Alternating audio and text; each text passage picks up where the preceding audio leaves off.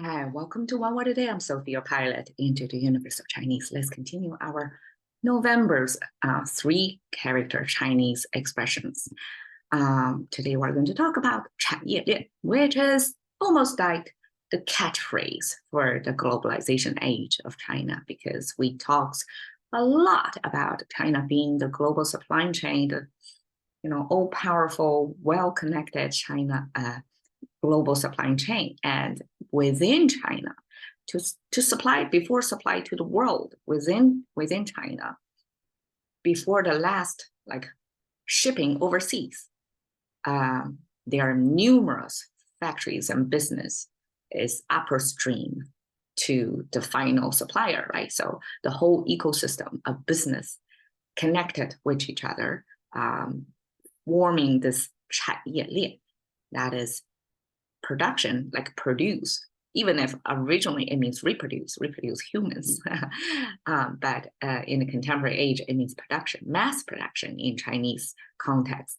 And 业 means specialized. So it's a special industry or subsector of industry. So 产业, we can almost say it's equivalent to industry. And then 链 is this chain. This is, I guess, a common 21st century expression as well, because we realize we're somewhat on that chain, right? Like me, I'm a consumer. Now I'm a creator. So it's everybody have the different point of contact on that whole chain because we're so connected these days. And actually in Chinese, when we say hyperlink, we use 链接 with another word. So it's that's a connection, that chain used in this 链接 hyperlink concept. So 产业链 gives you this sense of this is whole business ecosystem, a whole industry stringing together on this long chain of, it's a supply chain, but we use supply chain is 供应链, it means for the supply purpose. But here we're talking about 产业, it's a production, for production purpose, a specialized chain. So it's more, I gotta get more nuance because instead of supply, the purpose of their existence is supply. I mean, that's implied, right? We all have to supply something to survive, right? And then here means produce. Produce is the emphasis, and the specialization is the emphasis there. Okay, so originally, this produce means reproduce. So I put the re in there. It came from this life or birth symbol over there.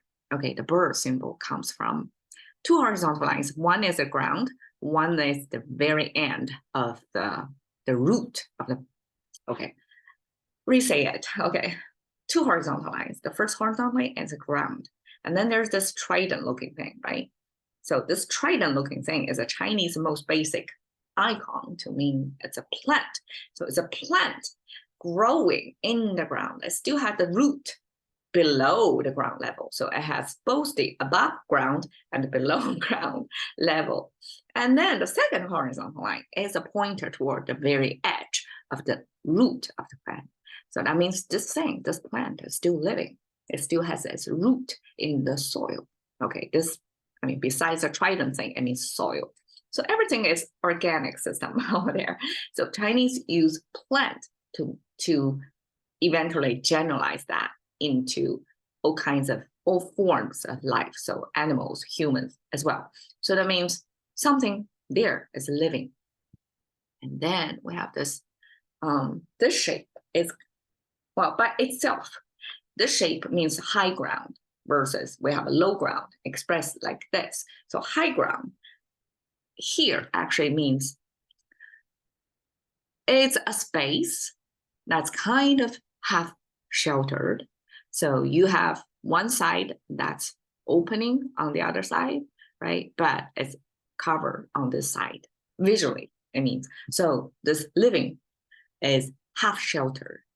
So if you're going out for nature adventures, right? I mean, nowadays to us, contemporary people who are so used to living in the urban environment where everything is supplied to you, right, can be delivered to your door, that kind of ease. But if you go out in nature, you have to be prepared, right, in a certain way. It becomes an adventure. But that was the norm back then. That adventure in nature was the norm of way of life before industrial urbanization age. Okay, so this half-sheltered living, that's the environment. And then the top is what I want to say. Okay, this icon, all of you must have seen. This means translation. And this is the Roman alphabetic-based, sound-based letter. And this one is this icon. That means visual-based icon language. So one is sound, one is vision or visual, audio, visual, two kinds of systems of human denotation of their words, of their meanings. So that's a big conversion of there. That's a translation sign, right? So this text actually means text. It's simple and complex enough, I guess. So it has this cross sign and have this big kind of arch, slightly arch, or a flat surface with a chimney.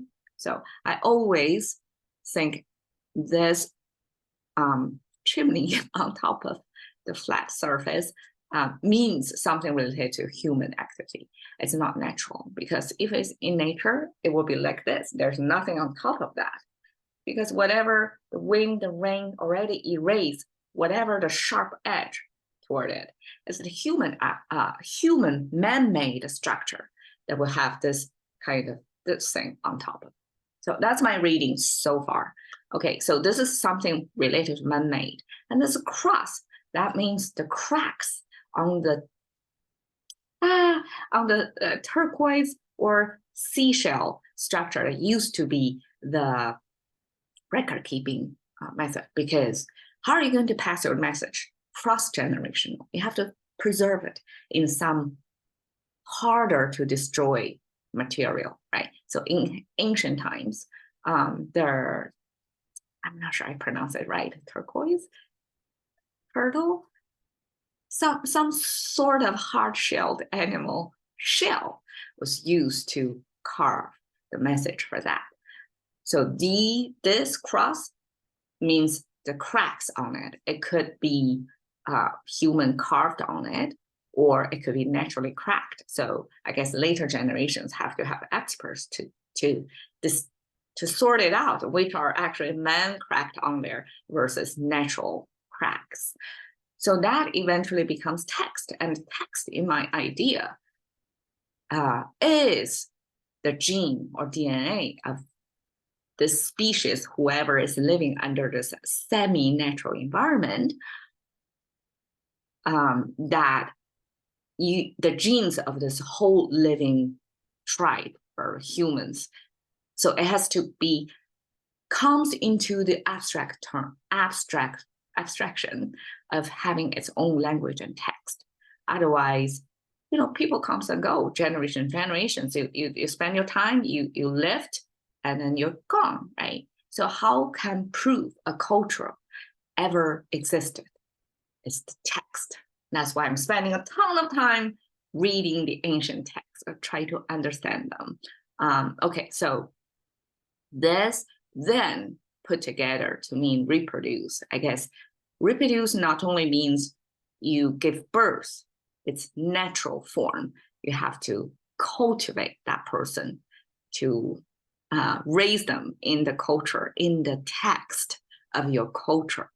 That's the raising or reproducing of the next generation. That's the full meaning of that. So besides just physically feeding that person, you have to culturally raise that person to be one that's connected to your culture. So that's Chinese reproduce. And eventually the re is forgotten. That means produce. In the 21st century context, actually 20th already, that means mass produce. Okay, 产业 Ye is a special tool that used to hold ancient metal instrument. I would imagine in a gong, like in a disc shape, or actually in a flattened bell shape. The bell or disc in metal piece have its own particular sound quality, right? And also the pitch. So a group of them put together on this beam of wooden beam, and the wooden beam would have to have the notches of there. So every metal piece, sound instrument, have to hang in its own notch so that the music player know where to knock on, right? And everything doesn't move, have to be fixed. And they cannot touch each other to interfere the sound, right? So that's the special tool, because this thing won't exist. And it's invented only for this purpose of hanging the musical instrument on top of them to form together a bigger instrument. So imagine piano is just strings put together, right? But the string and string doesn't touch. There are contemporary ways, like screw them, I believe it's a screw them together with this twist thing. But ancient Chinese didn't invent that complicated musical instrument, and a piano is a miracle. But more simpler version of that would be each piece, a metal piece, right? Music have to come from sort of metal piece, and then they hang together, sort of like not so easy to use piano shape of ancient. I guess the collection of bells instrument. So that eventually means specialized. The top simply is the shape of the notches, and the bottom is a tree symbol. So this is canopy of tree, root of tree, and then a horizontal line. And this thing probably signifies it's a holder with a beam. Horizontal is the beam, and this thing is a holder of that instrument. It has to be suspended in the air without touching anything else. Okay, Lian. We have the metal symbol on the side. Metal simply means, okay, this little triangle thing, later on was said it was a cover, but in other contexts, it means gathering, okay? And then two horizontal lines. Again, two horizontal lines with a vertical line, that means soil. Because the vertical line is a type of plant, and then the first horizontal line is the ground level. The second horizontal line is the indicator to mean it's the very end of the plant, the root of the plant. So it means the life supporting environment of the plant. So it's soil. And then the two just strokes separate from the root. That means it's okay. It's no longer related to plant anymore. It gives you the context. It means underground, right? This is soil. That means this thing is embedded underground. And then this triangle thing actually doesn't mean cover. No, think about it. Okay, some other scholars, just visual direct depiction of that. But this symbol, that means gathering. So gathering of such, I guess, a concentration of such things embedded underground. That's the definition of Chinese. That means mineral. And mineral most likely be metal. I mean, it can be precious stone as well, but who cares about the stones? Metal is more important. I guess in ancient times, make of weaponry, make of farming tools, it all related, pointed to metal things that you can discover underground, embedded underground. So that means metal. Okay. And then the right side, this is our carriage symbol. You can see that, right? This is the wheel with spokes. And then the wheel have to sit on an axis of sort. And then there are two stoppers preventing the wheel from falling off the axis. The most essential structure of a carriage.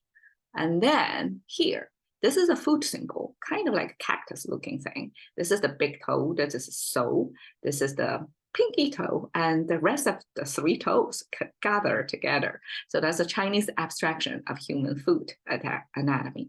And then the 3 strokes over there, that is footsteps, specifically left foot steps, because there used to be a right foot. And when it comes to a context like put together next to the foot symbol, like things becomes too much. So the right side was omitted and just the left side, a footstep. And that's enough to mean the foot is moving. So that means walking, Chinese walking sign. So we have Chinese walking sign next to the carriage sign. That means this carriage is powered by human. So somebody have to walk for the whoever is rich enough to pay for sitting on the carriage to go. So ancient times, travelers travel sometimes by manpower carriage. That's what that is for. So this manpower, this walking connected to cart, to this wheel structure, that eventually means connection.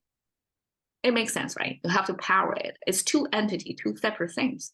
For the structure to move, somebody have to move it, either animal or human, before the invention of engine, of course.